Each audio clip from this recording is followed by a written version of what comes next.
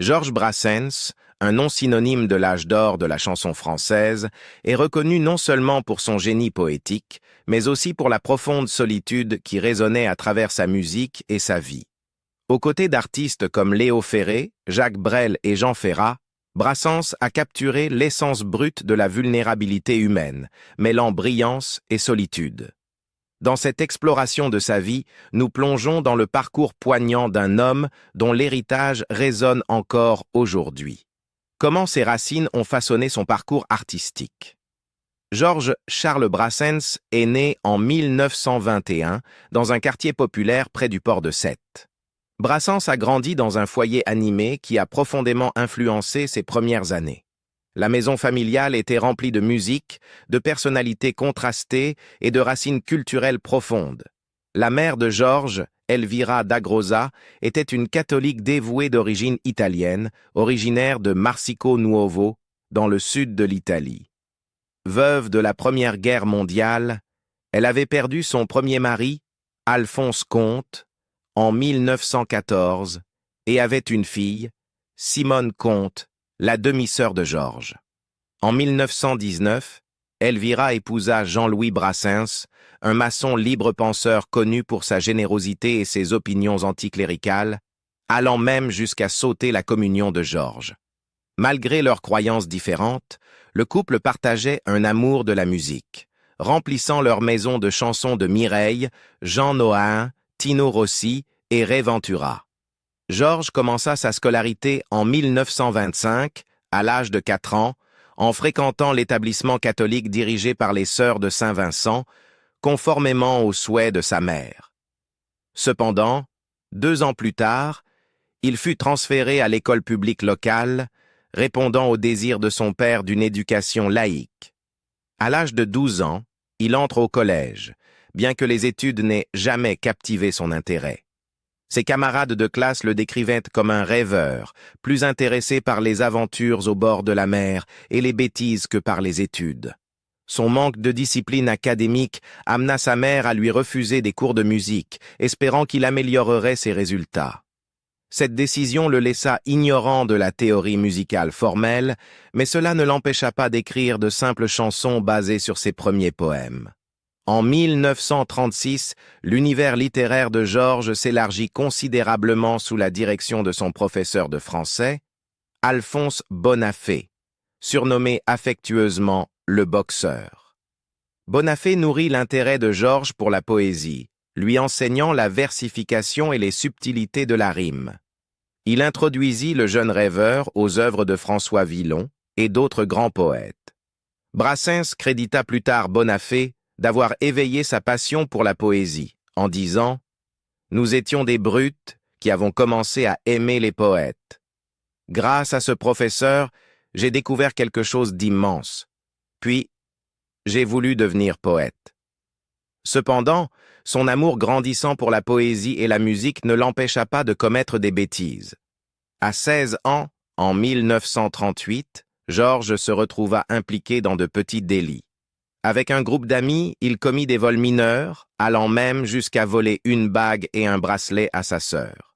Ces actes choquèrent la communauté locale et provoquèrent un scandale lorsque les coupables furent capturés. Jean-Louis Brassens, toujours prêt à pardonner, s'abstint de gronder son fils lorsqu'il alla le chercher à la station de police. Georges immortalisa cette compréhension de son père dans sa chanson « Les 4 bacheliers » en 1966, en réfléchissant. Je sais qu'un enfant perdu est chanceux lorsqu'il a, sans honte, un père de cette envergure. Les conséquences de ces actes comprenaient une peine de prison avec sursis en 1939, mettant ainsi fin à ses études formelles. Georges passa l'été dans un isolement auto-imposé, se laissant pousser une moustache et réfléchissant à son avenir. Avec l'arrivée de la Seconde Guerre mondiale en septembre, sa réputation à Sète demeura ternie. Refusant la perspective de devenir maçon comme son père, Georges convainquit ses parents de le laisser partir à Paris, à la recherche d'un nouveau départ. Un voyage de découverte artistique à Paris. En février 1940, Georges Brassens s'installa à Paris pour vivre chez sa tante maternelle, Antoinette d'Agrosa, marquant le début d'une profonde transformation.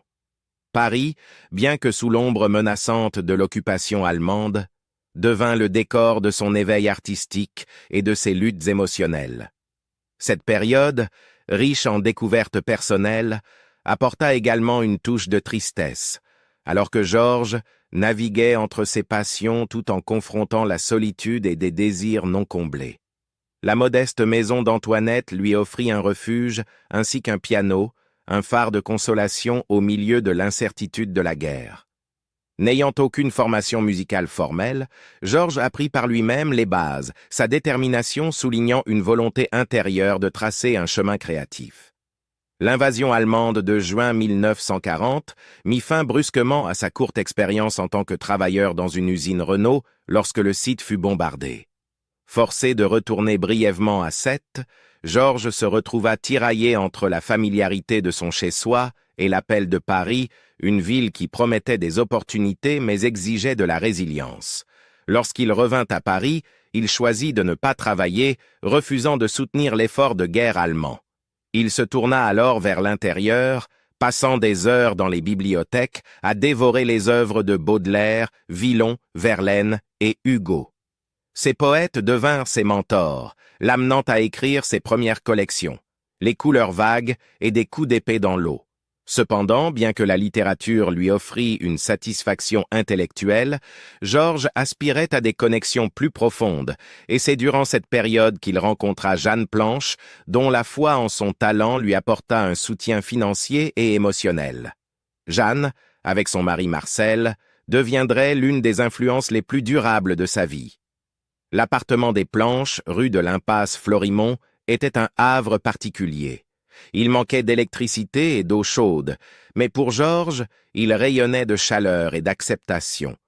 Jeanne, nourrissante et constante, était l'antithèse de la ville froide et indifférente à l'extérieur. Marcel, avec son esprit bohème, encouragea Georges à embrasser ses particularités. Cette maison, bien que physiquement austère, devint un lieu où Georges pouvait affronter ses insécurités et verser ses émotions dans la poésie et la musique. Émotionnellement, Georges fit face à des défis profonds. Malgré la camaraderie offerte par Jeanne et Marcel, il luttait souvent contre des sentiments d'insuffisance et d'amour non partagés. L'un des aspects les plus poignants de cette période fut son affection non exprimée pour Jeanne. Leur lien était profond, mais les normes sociales et le mariage de Jeanne avec Marcel rendèrent ces sentiments impossibles à concrétiser. Georges canalisa ce désir amer dans son art, créant des vers et des mélodies qui résonnaient de la douleur de l'amour inaccessible. En 1942, le soutien indéfectible de Jeanne lui permit de publier À la vent-vol, un jalon qui marqua sa transition d'un poète en difficulté à une voix littéraire reconnue. Pourtant, même si son travail attira l'attention, Georges restait pleinement conscient de l'impermanence de la vie, un thème qui imprégnait son écriture. Il réfléchissait souvent au sacrifice de sa famille, en particulier à la fermeté morale de son père et à la force silencieuse de sa mère, cherchant à honorer leur héritage tout en forgeant son propre chemin. La nuit, Georges trouvait du réconfort dans la musique.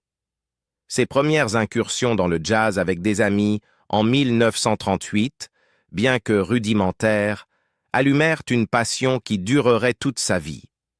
Ces sessions, remplies de tambourinages improvisés sur des boîtes de conserve et des caisses en bois, étaient chaotiques mais cathartiques, un exutoire pour son énergie turbulente. Plus tard, les soirées chez les Planches approfondirent cet amour, alors qu'il composait des chansons qui parlèrent de la condition humaine, mélancolique, sardonique et imprégnées de douce défiance.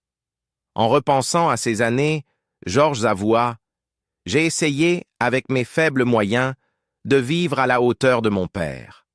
Je dis essayer. » Ce sentiment de ne pas être à la hauteur le hantait, mais il nourrissait aussi sa volonté de créer des œuvres de vérité durables.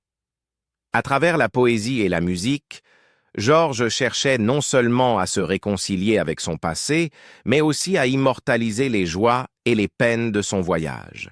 Son temps à Paris, marqué à la fois par les épreuves et l'inspiration, posa les bases de l'artiste qu'il allait devenir, un homme dont l'art portait les échos d'un cœur qui avait aimé profondément, bien que pas toujours en retour, de l'incertitude à la reconnaissance. En 1951, Georges Brassens, un jeune homme hanté par le doute de soi et en quête de reconnaissance artistique, croisa le chemin de Jacques Grélot, un chansonnier et pilier du caveau de la République. Grélot, séduit par le talent brut de Brassens, lui offrit sa guitare avec une suggestion simple mais profonde. « Accompagne-toi avec ça, pas avec le piano. » Armé du cadeau de Grélot, Brassens se lança timidement dans les cabarets parisiens, espérant trouver une place pour sa voix. Ses chansons, initialement composées au piano, prenaient une nouvelle vie sur la guitare, une transformation qui allait définir son art. Malgré ses débuts modestes, la scène était pour Brassens un véritable champ de bataille personnel. Le projecteur, loin de l'inspirer, semblait être une lumière menaçante. Nerveux et en sueur, son inconfort était palpable. Il avoua ouvertement « Je ne veux pas être chanteur. Je préférerais donner mes chansons à des interprètes accomplis. » Pourtant, le destin en décida autrement. Il se retrouva à se produire entre des actualités et des films dans des cinémas modestes comme celui des Batignolles, offrant ses premières œuvres majeures telles que Le Parapluie, Chanson pour l'Auvergnat et Le Gorille à des publics indifférents. Au début de 1952, son espoir était en déclin. Les auditions se soldaient par des rejets successifs, le laissant découragé. Des amis de sa ville natale, Roger Théron et Victor Laville, intervenaient pour soutenir son moral. Grâce à leur connexion, Brassens obtint une audition au cabaret de Patachou, à Montmartre. Le 24 janvier 1952, Brassens se produisit devant la chanteuse elle-même. Après seulement quelques chansons, Patachou fut envoûtée. Elle l'invita à se produire dans son cabaret. Malgré sa peur paralysante de la scène, Brassens commença à y apparaître régulièrement, soutenu par Pierre Nicolas à la basse, un partenariat qui allait durer près de 3 décennies. La découverte de Brassens par Patachou attira l'attention de Jacques Canetti, une figure importante de la musique française. En mars 1952, Canetti fit signer Brassens chez Philips, bien que le Gorille ait suscité la controverse en raison de ses paroles provocatrices. Il fut finalement publié sous le label Polydor. Cette même année, Le Parapluie attira l'attention du cinéaste Jacques Becker, qui l'inclut dans son film Rue de l'Estrapade. Cette reconnaissance permit à Brassens de recevoir le Grand Prix du disque en 1954, consolidant ainsi sa place dans la chanson française. Cependant, le succès s'accompagna de défis. L'ascension de Brassens fut assombrie par des luttes personnelles. Son perfectionnisme le laissait dans un tourment constant concernant ses paroles. Chaque mot, chaque image était sans cesse retravaillé jusqu'à ce qu'il atteigne ce qu'il appelait l'équilibre parfait entre le texte et la musique. Malgré son succès grandissant, il restait sceptique quant à son propre talent, qualifiant souvent son théâtre bien-aimé de Bobino de l'usine, un terme à la fois affectueux et résigné. Au fur et à mesure que les années passaient, la vie de Brassens s'entrelaçait avec celle de ceux qui croyaient en lui. René Fallet, un romancier séduit par ses chansons, devint l'un de ses amis les plus proches après l'avoir entendu se produire aux Trois Baudets en 1953. Fallet écrivit plus tard « La voix de cet homme est rare, un drapeau noir contre les grenouilles croissantes de l'industrie. » Au milieu des années 1950, Brassens avait acquis à la fois célébrité et stabilité financière, mais son humilité ne faiblissait pas. Il acheta une maison modeste pour ses parents âgés et continua à mener une vie tranquille. Cependant, son image publique de provocateur et de génie poétique grandissait. Les tons défiants de Hécatombe et le Gorille scandalisaient certains tout en captivant d'autres, alimentant une reconnaissance qui remplissait les théâtres où il se produisait. La carrière de Brassens atteignit de nouveaux sommets avec ses performances à l'Olympia en 1954 et la sortie de La mauvaise réputation, une collection de poèmes et de prose qui mettait en valeur son talent littéraire. Cette même année, Pierre Onténiente, un ami fidèle, prit en charge la gestion de ses affaires.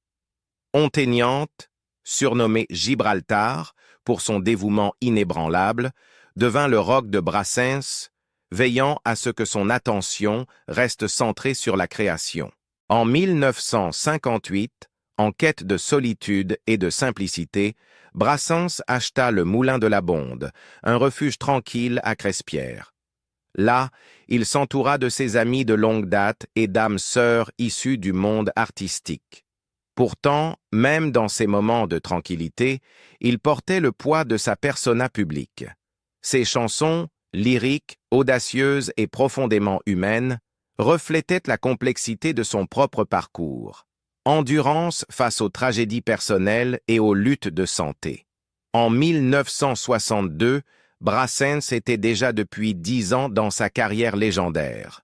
Cependant, le 5 décembre, lors de ses débuts à l'Olympia aux côtés de Nana Mouskouri, il subit une violente crise de calculs rénaux. Bruno Cocatrix insista pour que le spectacle continue. Du soir suivant jusqu'à la veille de Noël, Brassens se produisit chaque nuit, sa douleur dissimulée par son art, tandis qu'une ambulance attendait à l'extérieur après chaque rideau. Il ne revint jamais à l'Olympia après cette épreuve éprouvante. Puis vint la fin cruelle de l'année. La veille du Nouvel An, Brassens apprit le décès de sa mère.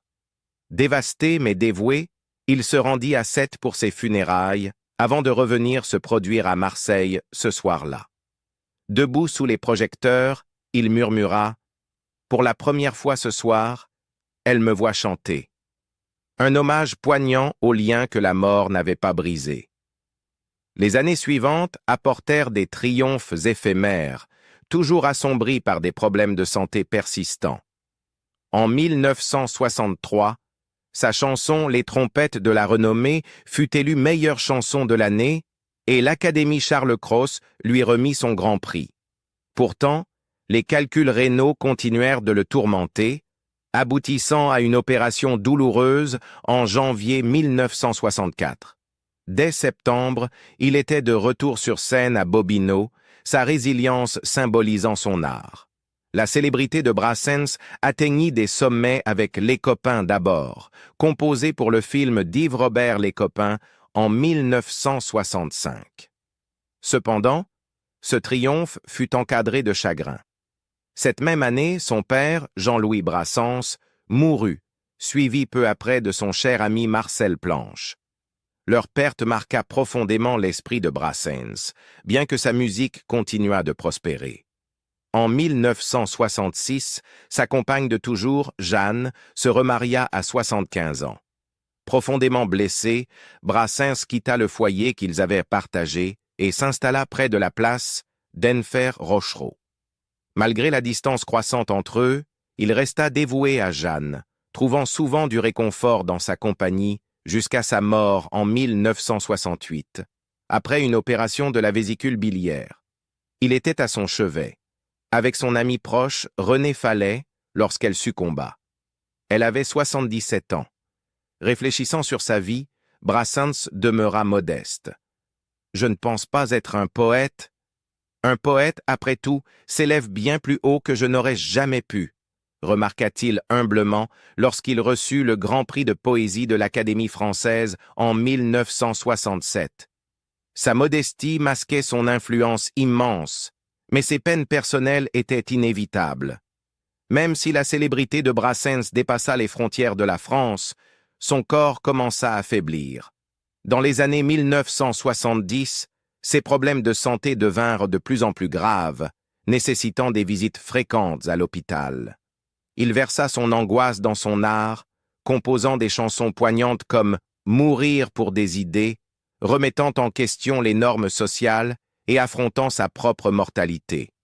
Sa dernière tournée se termina en 1977 avec sa dernière performance à Bobino, où il déclara solennellement « Ce n'est pas demain la veille, bon Dieu, de mes adieux. Les dernières années et un adieu touchant.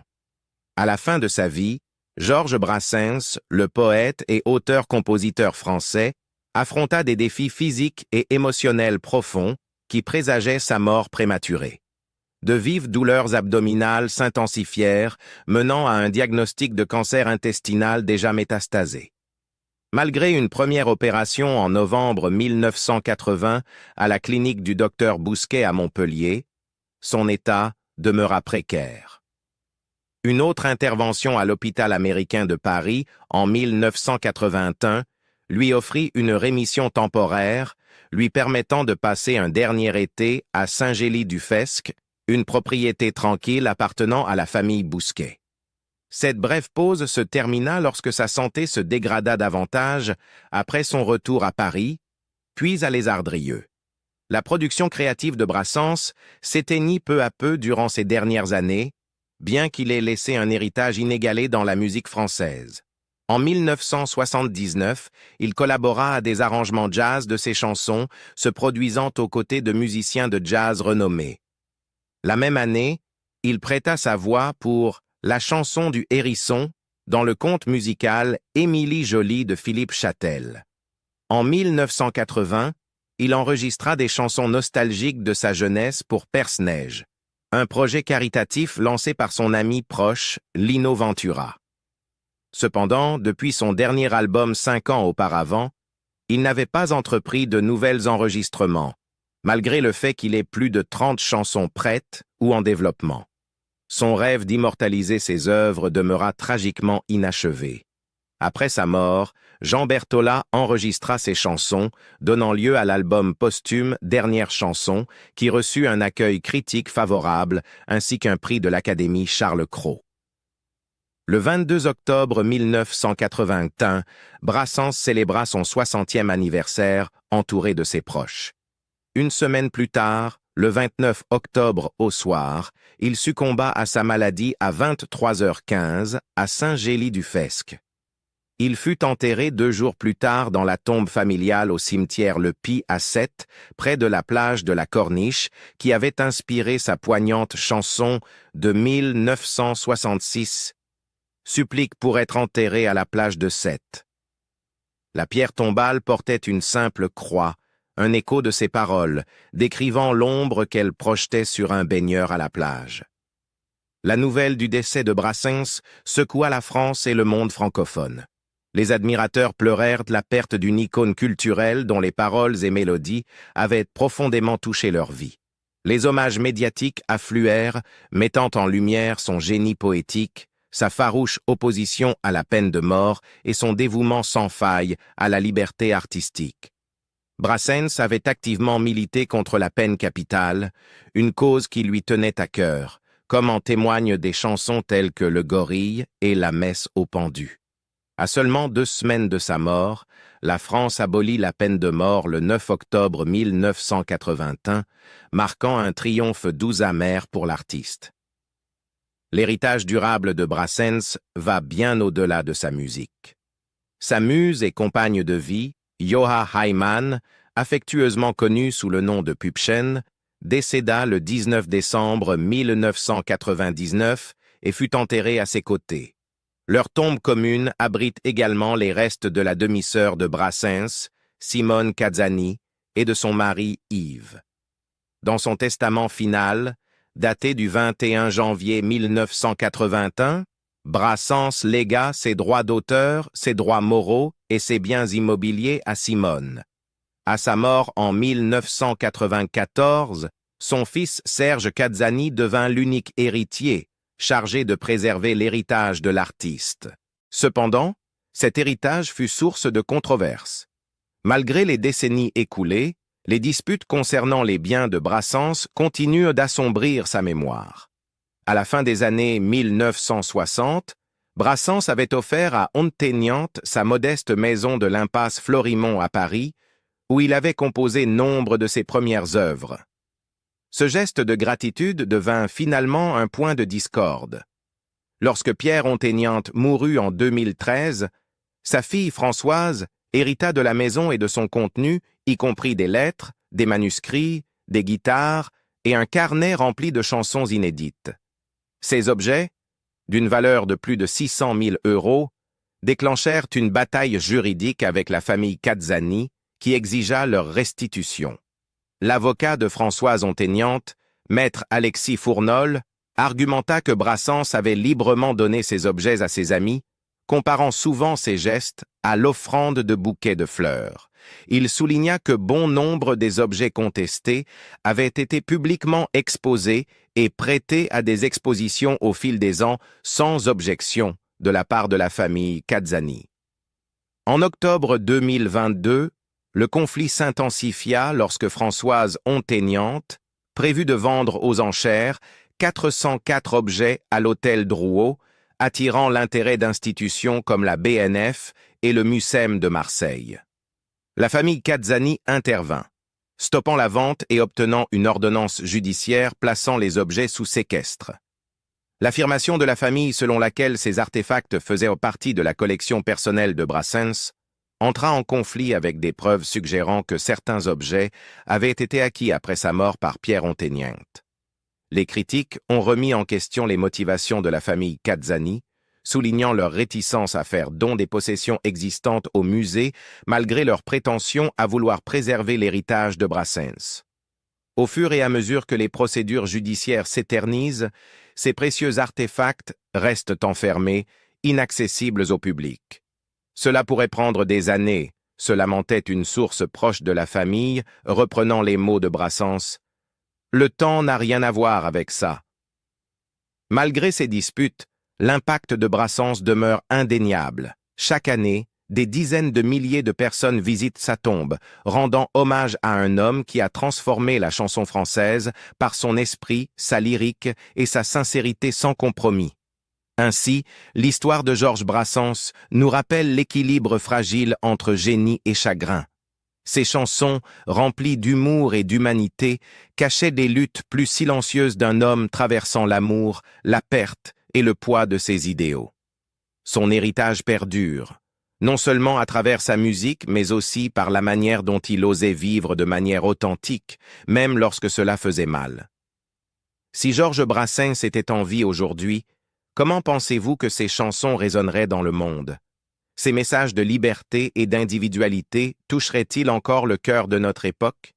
Partagez vos réflexions dans les commentaires ci-dessous et n'oubliez pas de liker, partager et vous abonner pour plus d'histoires sur les vies d'artistes remarquables.